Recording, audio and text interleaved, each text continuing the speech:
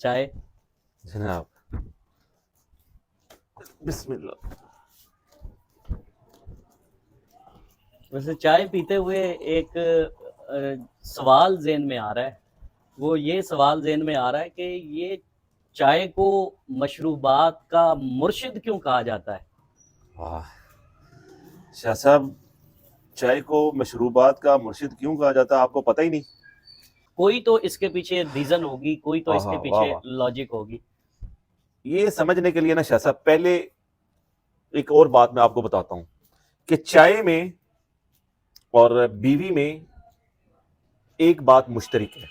اچھا، یہ چیز آپ سمجھ گئے تو آپ کو پتہ چل جائے گا کہ اس کو مرشد کیوں کہا جاتا ہے.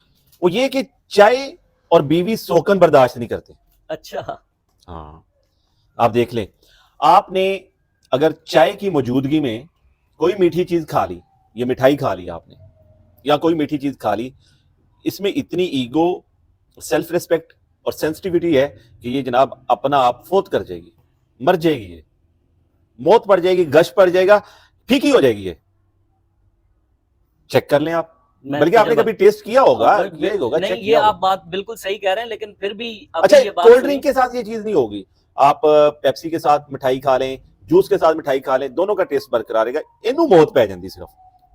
اچھا، سیم اسی طرح وہ کیا چیز کامن ہے، بیوی کے سامنے اگر آپ نے سوکن کی بات کی نا، جیسے اس کو گش پڑ جاتا ہے نا تو ویسے ہی اس کو بھی گش پڑ جاتا ہے. تو یہ چیز ان دونوں میں بڑی کامن ہے.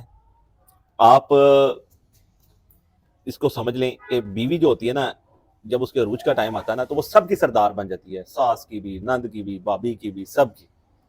اسی لیے وہ مرنے کے بعد جو ہے نا، جب جنت میں جانا ہے تو اس نے جنتی حوروں کی سردار بن جانا ہے. بیوی کیا ہوئی؟ سردار ہوئی، مرشد ہوئی سب کی. ٹھیک ہے، ایون کہ بندے بھی ماشاءاللہ، آپ بھی جیسے بیعت کی ہوئی ہے، کتنی ساری دنیا بیعت کرتی ہے اپنی بیوی کے ہاتھ سے تقریباً، کرو کر یہی حال ہے. باقی کوئی جھوٹ بولتے ہیں. تو اب دیکھیں، وہ مرشد ہوگی سارے زمانے کی، بندہ بادشاہ ہے، اور بیعت اس کی جو ہے نا اپنی بیوی کے ہاتھ نہیں، پہ. یہاں پہ میرا ایک سوال تو ہے، اسی طرح یہ چائے ہے. ایک سوال ہے، وہ یہ ہے کہ اب اس کا کیا مطلب لیں، جس کو چائے پسند نہیں ہے اس کو بیوی پسند نہیں ہے، یا جس کو چائے پسند وہ ہے دونوں اس کو چیزیں الگ ہیں، وہ دونوں چیزیں الگ ہیں. میں آپ نے یہ پوچھا کہ اس کو مرشد کیوں کہا جاتا ہے؟ مرشد اس وجہ سے کہا جاتا ہے کہ ان دونوں میں ایک چیز کامن ہے، وہ بھی مرشد ہے، سردار ہے، یہ بھی سردار ہے، اور ان دونوں کی موجودگی میں آپ نے ان کی سوکن کی بات کی تو جناب دونوں کو گش پڑ جائے گا، دونوں ختم، ٹاٹا بائے بائے. اچھا، اس کا مطلب ہے مٹھائی سے مراد آپ سوکن لے رہے ہیں. ہاں، سوکن ہی ہے نا. تو آپ دیکھیں گے، اگر اس کو آپ اسلامک پوائنٹ آف ویو سے بات کریں تو یہ ایک چائے ہے، یہ اپنی سوکن برداشت نہیں کری. اسلامک پوائنٹ آف ویو سے دیکھیں کہ شریک کہہ لیں اس کو، شریک ہی ہے نا.